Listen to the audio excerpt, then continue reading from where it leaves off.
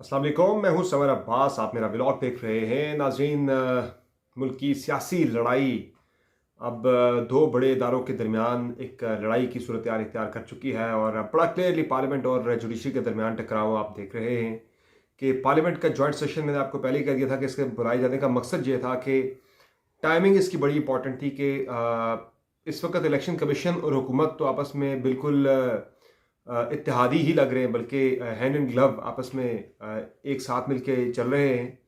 और election commission जो भी फैसले कर रहा है वो गवर्नमेंट को लगता है कि एतमाद में लेके सारे फैसले कर रहा है।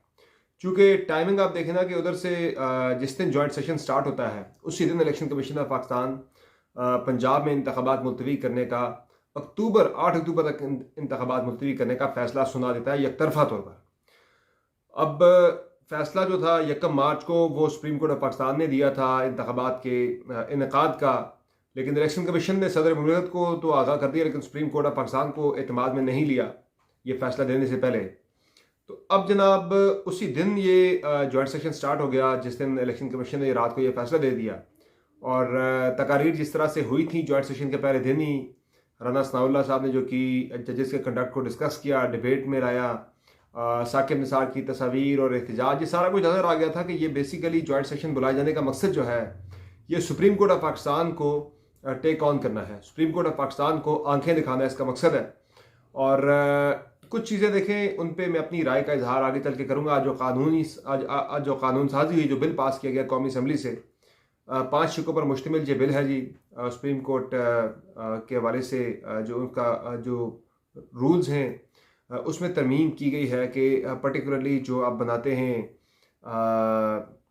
जो बेंच बनता है अज खुद नोटिस लेने के हवाले से पर्टिकुलरली उस पर आज हुकूमत ने ये किया जनाब के तकारीर तो हुई बड़ी खौफनाक किस्म की, मैं उन पर आगे चल के आपको बताऊंगा। लेकिन जो सबसे इंपॉर्टेंट आज के इस सेशन के अंदर से जो टेक अवे थी वो एक तो रेजोल्यूशन थी जो करारदाद पास की गई सुप्रीम कोर्ट ऑफ पाकिस्तान के खिलाफ। मरीम औरंगज़ेब साहब ने एक करारदाद पास की थी और यह था कि आज खुद नोटिस जो ये ले रहे हैं ये गलत है और इंतखाबात की यकतरफा ये तारीखें देना और अलग अलग से इंतखाबात करवाना ये ठीक चीज़ नहीं है। तो वो रेजोल्यूशन तो पास कर दी गई है आज सुप्रीम कोर्ट के ख़िलाफ़ पार्लियामेंट से, यानी एक ऐवान ने एक जो बेसिकली 3 पिलर्स हैं किसी मुल्क के अंदर, एग्जेक्टिव, जुडिशरी और मुकन्नना यानी पार्लियामेंट। तो आज 2 पिलर जो हैं वो तीसरे पिलर के साथ यानी मुकन्नना और एग्जेक्टिव जो हैं वो मिल के आज जुडिशरी के ख़िलाफ़ बरसर पैकार हैं। तो आज कानून साजी भी इसी सिलसिले की कड़ी थी और जो इसमें रेजोल्यूशन पास की वो भी इसी सिलसिले की कड़ी थी। रेजोल्यूशन में तो मैंने आपको बता दिया कि सुप्रीम कोर्ट के इख्तियारात के हवाले से बात हुई, आज खुद नोटिस दिए जाने के हवाले से बात हुई, तनकीद की गई बेसिकली सुप्रीम कोर्ट के ऊपर। लेकिन जो कानून साजी पास की गई उसमें चीफ जस्टिस ऑफ पाकिस्तान के पर काटने के लिए ये कानून पास किया गया है कि चीफ जस्टिस अकेले से 184(3) के तहत आज खुद नोटिस ना ले सके, और अगर वो लेगा तो वो सीनियर जो प्यून जज होता है, जो नंबर 2 होता है चीफ जस्टिस के बाद सीनियर मोस्ट, उससे और नंबर 3 के साथ वो मुशावरत करेगा। तो इस वक्त सुप्रीम कोर्ट ऑफ पाकिस्तान के अंदर सूरत हाल ये है कि उमरता बंदयाल साहब की नंबर 2 यानी जो सीनियर प्यून जज हैं जनाब जस्टिस काजी फायजी साहब, उनके साथ और जो तारिक मसूद साहब हैं जो नंबर 3 हैं उनके बाद, इन तीनों की आपस में नहीं बनती है।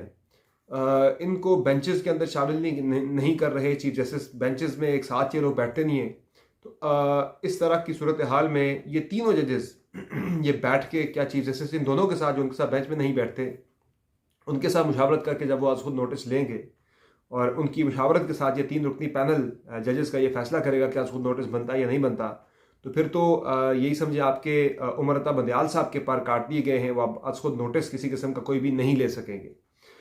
आज मामला जो ज़ेर बहस आया यानी जो कानून साजी थी उसमें एक चीज़ तो ये भी आई है कि उनसे मुशावरत करेंगे, फिर अपील का हक होना चाहिए। देखिए अपील के हक की हद तक जो मामला है मैं उसमें बिल्कुल इस लेजिस्लेशन को सपोर्ट करता हूँ, क्योंकि 184(3) के तहत जो भी कानून पास होता है उसमें इख्तियार नहीं होता जिस बंदे के ख़िलाफ़ ये फैसला आ जाए तो वो बंदा किसी जगह पे जाके अपील नहीं कर सकता उस फैसले के खिलाफ। सिर्फ रिव्यू होता है, रिव्यू में बड़ा नैरो मार्जिन होता है कि सिर्फ उसकी नोक पलक सीधी की जाती है, अगर कोई कॉमा फुल स्टॉप की गलती हो तो वो ठीक की जाती है, वरना फैसले तब्दील नहीं होते। तो बड़े बड़े फैसले आ जाते हैं 184(3) के तहत पाकिस्तान के अंदर सुना दिए गए आज तक हिस्ट्री में।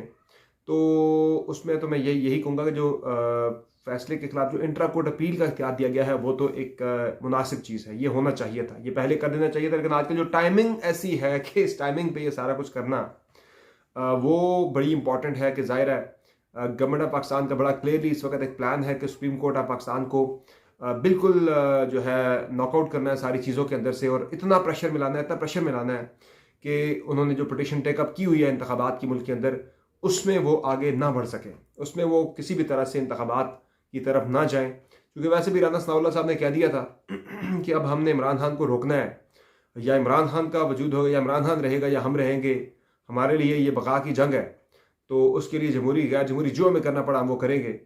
तो अब इसीलिए अब देखें कि ये जो सुप्रीम कोर्ट के अंदर हो रहा है सारा कुछ, ये इसी सिलसिले की कड़ी है। और राना सनाउल्लाह साहब के खिलाफ बाय द वे थाना रनाला खुर्द में दरख्वास्त दे दी गई है मुकदमे के अंदराज की। उन्होंने कहा कि या इमरान रहेगा या हम रहेंगे, तो वो ये कह रहे हैं कि PTI की तरफ से जो दरख्वास्त दी गई है उसमें यह मौक़िफ़न कही है कि ये एक कत्ल की धमकी है कि या इमरान खान रहेगा या हम रहेंगे, तो ये गवर्नमेंट शायद उन्हें कत्ल करना चाहती है। ज़ाहिर है ये थ्रेट तो बड़ी सीरियस नौयत की थी, बहुत ही सीरियस नौयत की थी।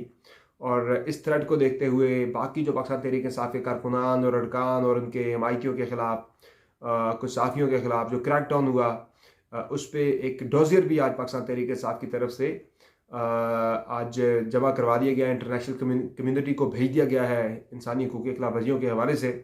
अच्छा, मामला आता है दोबारा अदालत की तरफ आते हैं। तो अदालत में जनाब ये केस आज जब टेकअप हुआ तो आज जो समाअत थी उसका खुलासा मुख्तसरन यही है कि जो 2 जजेस की तरफ से जस्टिस मंसूर अली शाह और जस्टिस मुनीब अख्तर और जस्टिस जमाल खान मंदोखेल की तरफ से जो फैसला आया था अज खुद नोटिस के हवाले से, उस पर उन्होंने ये करार दिया था कि अज खुद नोटिस लिए जाने या ना लिए जाने के हवाले से 4-3 यानी 4 जजेस ने मुखालफत की थी, 3 ने उसके हक में ये किया, फैसला दिया। तो उसी को आज अटॉर्नी जनरल मंसूर एवान जो कि नौजवान हैं और बड़े एग्रेसिव हैं, उनकी पहले अटॉर्नी जनरल की तैनाती को चीफ जस्टिस ऑफ पाकिस्तान ने रुकवा दिया था। बड़े शदीद एतराज़ात भी किए थे, लेकिन बाद में फिर गवर्नमेंट ने अब गुस्से में आके एग्रेसिव, चूँकि पोस्चर गवर्नमेंट ने एग्रेसिव पोस्चरिंग करनी है, तो उन्होंने अब मंसूर एवान को ही लगाया है। और मंसूर एवान ने तो जाते ही ये मौक़िफ़ इख्तियार किया, उन्होंने कहा जी कि ये तो जो है जजेस ने खुद कह दिया है। तो उस पर जस्टिस जो जमाल मंदोखेल हैं उन्होंने खुद ही कह दिया भाई कि ये 4-3 या 2-3 है, ये हमारा अंदर का मामला है, ये आपका मामला नहीं है। तो ये हमारा इंटरनल, हमारा सुप्रीम कोर्ट का इंटरनल हमारा एक इशू है, तो हमें इसे इंटरनली देखने दिया जाए। अब ये रेजोल्यूशन और जो कानून साजी है ये तो अपनी जगह पर, जो तकरीरें आज हुई हैं, वज़ीर आज़म साहब ने भी आज बड़ी सख्त तकरीर की। राना तनवीर साहब ने तो कह दिया भाई कि आज तक पाकिस्तान के अंदर जितनी भी खराबियां हैं, जितनी तबाही पाकिस्तान की हुई है, उसमें सबसे ज़्यादा जो किरदार था वो सुप्रीम कोर्ट ऑफ पाकिस्तान का था। हालांकि आज वो जिनके इत्तेहादी, आजकल जिनके वो इत्तेहादी बने हुए, इत्तेहादी से मुराद है कि जो जिस इदारे की उन्हें आजकल सपोर्ट हासिल है, उस इदारे का अगर देखा जाए तो सुप्रीम कोर्ट से किरदार जो है बराबर अगर नहीं था तो थोड़ा सा ज़्यादा ही होगा। तो उनके बारे में आजकल बात करते हुए राना तनवीर साहब की हुकूमत की ज़ुबान जलती है, पर जलते हैं आजकल। अच्छा, इसमें तकरीर भी हो रही है, सारा कुछ हो रहा है। पीपल्स पार्टी ने भी हिस्सा डाला, उनके भी जो कराची से मुंतखब MNA हैं कादिर मंदोखेल साहब, उन्होंने भी आज बड़ी सख्त किस्म की तकरीर की। उन्होंने भी कहा भाई कि हम इख्तियार नहीं दे सकते, 1 मैन शो नहीं होना चाहिए सुप्रीम कोर्ट ऑफ पाकिस्तान में, चीफ जस्टिस को उमरता बंदयाल को नहीं दे सकते। तो ये तकरीरें अब चलती रहेंगी पार्लियामेंट के जॉइंट सेशन से, जब तक ये चल रहा है, सुप्रीम कोर्ट ऑफ पाकिस्तान में प्रोसीडिंग चल रही है। और इम्कान इसी बात का है कि अगले चंद रोज़ के अंदर फैसला सुना दिया जाएगा। और इसमें चीफ जस्टिस ऑफ पाकिस्तान ने बड़ा क्लियरली बता दिया है, जो अब तक की जो प्रोसीडिंग हुई है उसमें तो बड़ा क्लियरली नज़र आ गया है कि सुप्रीम कोर्ट जो है वो इंतखाबात करवाएगी, हर सूरत में वो जाएगी इंतखाबात करवाने की तरफ। चूँकि चीफ जस्टिस ऑफ पाकिस्तान ने ये कह दिया है, उन्होंने कहा है कि इलेक्शन कमीशन ने किस आइन के आर्टिकल या किस शिक के तहत इलेक्शन का शेड्यूल खुद से तब्दील किया, उसने खुद से तारीख भी दे दी। उन्होंने कहा जी ये किस शिक के तहत किया, अगर अटॉर्नी जनरल या कोई भी वकील बता दे तो हम इस केस को आज ही ख़त्म कर देंगे, डिस्पोज ऑफ कर देंगे। तो इसी पे मुनीब अख्तर साहब ने भी इसी के ऊपर उन्होंने अपने सवालात और अपने आर्गूमेंट्स को बिल्ड किया। और चीफ जस्टिस ने यही कहा कि इलेक्शन कमीशन नहीं कर सकता था, ये अगर करनी थी मुशावरत तो वो हमारे साथ कर लेते। और बड़ा क्लियरली उन्होंने कहा कि इलेक्शन कमीशन को ये इख्तियार नहीं था और इंतखाबात को गलत जो है वो आगे किया गया है। और यहाँ तक आउट ऑफ द बॉक्स उन्होंने जाके ये भी offer they the chief justice of Pakistan ने कि भाई आप 20 अरब की बात है तो ये तो खरबों रुपए के हमारे बजट्स हैं, तो 20 अरब हमारी सैलरियों पे कट लगा के कुछ पैसे जो हैं आप 20 अरब निकाल लें, कोई इतनी बड़ी बात भी नहीं है। आप करवाना चाहें इलेक्शन तो आप करवा सकते हैं। मुझे लग रहा है कि एग्जेक्टिव को बड़ा क्लियरली सुप्रीम कोर्ट जो है वो पैगाम दे देगी कि फैसला आ जाएगा कि आपने हर सूरत में इंतखाबात करवाने ही करवाने हैं। इंतखाबात करवाने के अलावा कोई चारा नहीं है। उधर जो बार और यानी बार कौंसिल है और सुप्रीम कोर्ट बार एसोसिएशन है वो भी अब एक्टिव हो गई है।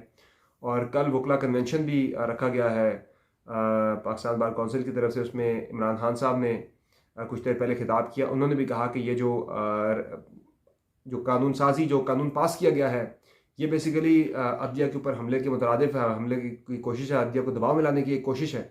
और कन्वेंशन रख लिया गया है और एक वकला तहरीक भी फिर से शुरू करने की कोशिश की जा रही है इमरान खान साहब की तरफ से, पाकिस्तान तहरीक इंसाफ के हामी वकला की तरफ से जजेस के साथ खड़े होने के लिए, जजेस को सपोर्ट देने के लिए।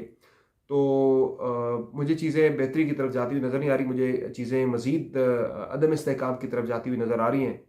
और देखते हैं कि गवर्नमेंट अगर डिफाई करती है सुप्रीम कोर्ट के ऑर्डर्स को, नहीं मानती, अभी तक इंटेंशन तो यही नज़र आ रहा है कि सुप्रीम कोर्ट जो फैसला दे दे, कुछ भी फैसला दे दे इंतखाबात का, वो क्या भी दे करवाने, हम इंतखाबात नहीं करवाएंगे, डट जाएंगे। और इसीलिए सारा कुछ हो रहा है, बिल्डअप उसी का हो रहा है बड़ी लड़ाई के लिए जो इस वक्त शुरू हो चुकी है। और लड़ाई का इख्तिताम इसी पे होना है कि कोई बड़ी इंटरवेंशन कोई जाके हो जाए। और आज ऐसे भी कह दिया चीफ जस्टिस पाकिस्तान ने कि इंतखाबात एक ही सूरत में मुलतवी हो सकते हैं कि मुल्क में अगर एमरजेंसी लग जाए। तो मुझे तो मामला उसी तरफ जाता हुआ खुदा ना हास्ता दिखाई दे रहा है। अगर ऐसा होता है तो ये जो तबाही की दहाने पे हम वैसे ही खड़े हैं तो वो आखिरी कील होगी ताबूत के अंदर, तो उससे पहले ही कोई हल निकालना चाहिए, जो मुझे इस वक्त निकलता हुआ नज़र नहीं आ रहा। चूँकि शहबाज शरीफ साहब तो कह रहे हैं कि इमरान खान हमसे नहीं पूरी कौम से माफ़ी मांगे फिर हम उसके साथ बात करेंगे, तो इस तरह तो बात हो नहीं सकती। जब आप गवर्नमेंट पे आपको बड़ा पन दिखाना होता है मुल्क के लिए, लेकिन आपको ज़ाहिर अपना इलेक्शन नज़र आ रहा है कि आप इलेक्शन हार रहे हैं, इलेक्शन में आपको बहुत बुरी शिकस्त होने जा रही है, आपको अपना वजूद ख़तरे में नज़र आ रहा है, जिसकी वजह से आप किसी किस्म की बातचीत करने को तैयार नहीं। आप कह रहे हैं कि हटधर्मी करनी है, हमने रुकना है, इक़्तिदार अपना चलाना है। और वही है जो लंदन प्लान की बात होती है कि डिस्क्वालीफाई करना है इमरान खान को और जेल में डालना है, उसके बाद इंतखाबात करवाने। तो मुझे उससे भी नताइज पे ख़ास फ़र्क जो है वो पड़ता हुआ नज़र नहीं आ रहा। लोगों ने रिएक्ट करना है, लोगों ने रिएक्ट करना है और अपना रिएक्शन जाके बैलेट बॉक्स के अंदर लोगों ने अपना सारा गुस्सा निकालना है। तो होश के नाखुन लेने चाहिए गवर्नमेंट को। यहाँ पे साहिब इक़्तिदार जो भी लोग हैं वो अपने फ़ायदे को ना देखें, अपनी सियासत को ना देखें। इससे पहले भी बेनज़ीर भुट्टो 15 सीटों के साथ आई थी और दोबारा 2 साल बाद वो अपनी गवर्नमेंट बना ली थी। उन्होंने मियाँ साहब के साथ भी ऐसा ही हुआ था, कई दफ़ा ऐसा हुआ पिछले 80 की दहाई के अंदर कि आप बिल्कुल वाइप आउट होकर भी अगले इलेक्शन में 2-2.5 साल बाद आपने 2-2 तिहाई अक्सरियतें आपने ली हैं। तो नून लीग को अगर ये लगता है कि वो बिल्कुल वाइप आउट हो जाएंगे, ऐसा नहीं होगा। 2 साल बाद शायद आप फिर दोबारा से तगड़े होकर आ जाएं। इसलिए अपने ज़ाती मफाद को ना देखें, मुल्क की मफाद को देखें और आगे बढ़ें। अगर आप कहते हैं कि हमने सियासत नहीं बचानी, रियासत बचानी है, तो इस वक्त अपनी सियासत की कुर्बानी दें और रियासत को बचा लें। इंशाअल्लाह आपसे कल फिर मुलाकात होगी। इजाज़त दीजिए, खुदा हाफ़िज़।